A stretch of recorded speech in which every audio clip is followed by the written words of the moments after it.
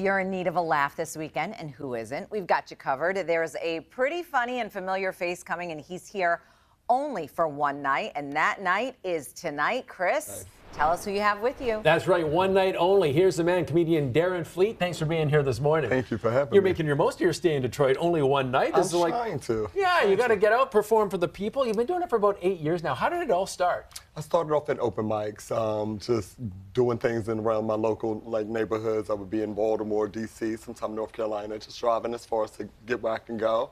Next thing you know, people start recording, and we go viral, and we're here now. So open mics, I mean, that takes a lot of chutzpah, as they say. What, you just get up there one night, or did you have an act ready, or did you do crowd work? How did it come about? Well, I had a family member who used to bartend, and then they would do comedy at this certain event, and I would just be looking, and I'm like, oh, I think I can do that.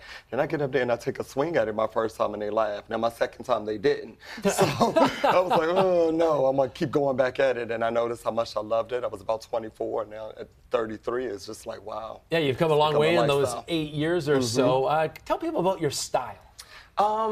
I tell jokes based on my lifestyle and things that I go through naturally, because I think things that are relatable to me would be relatable to others. So I try to just dig deep in myself, and what things that make me laugh, I think makes other people laugh, because we all, everybody just want a good laugh. So if it can relate, I think they'll like it. Everybody likes to have a good laugh, of course. Now, you open for some big acts like Ricky Smiley. What's it like when you open for somebody like that? Do you learn from them, or are you kind of like, whoa, what am I'm on? Well, it's so many things. I'm learning, I'm nervous, because I'm like, oh, the stakes are high, and expectations are even higher, but I'm just taking it all in, and just, with a grain of salt, and just trying to be a student at that time. Yeah. It's the best way to do it, try to take in from your environment. Now, you've performed across the country. Are there any places you like performing more than others, where you find the audience is a little more susceptible to, your style of comedy, let's say? Well, I'm in Detroit tonight, so I love performing in Detroit. Good answer. That's one of my favorite cities ever. And I've found that a lot of people, no matter what city I'm in, are very receptive to what it is that I do, and they know me, like I said, via social media, so they kind of expect what they see there, and they, want to see that same vibe on stage, so they're very receptive. Yeah, you have a good following on social media. Is that where you put a lot of your comedy on there to try to build that up? I do. I try to make sure that I'm marketing myself. I do everything by myself. And it's been going well.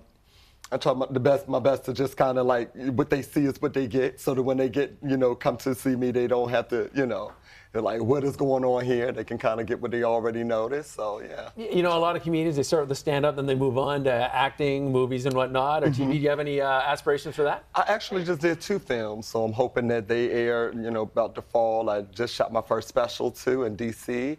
What Behooved Me was. I'm excited about that, and doing some podcasting. So I always want to just do whatever I can do under that comedy umbrella. So, yeah, and you're on stage tonight in Detroit. Where can people see you? At the Emagine Royal Oak Theater tonight. We're maybe 20 tickets away from selling out, which is really dope. So come on out and check me out. Only 20 tickets left. Get on that. Come on now. Get them now. That's right. All right, Darren, you better go get a nap or something, because you're going to be up late tonight. I've been up so early, so I'm like, but I'm excited about tonight. Hey, we appreciate you dropping by. Thanks for having me.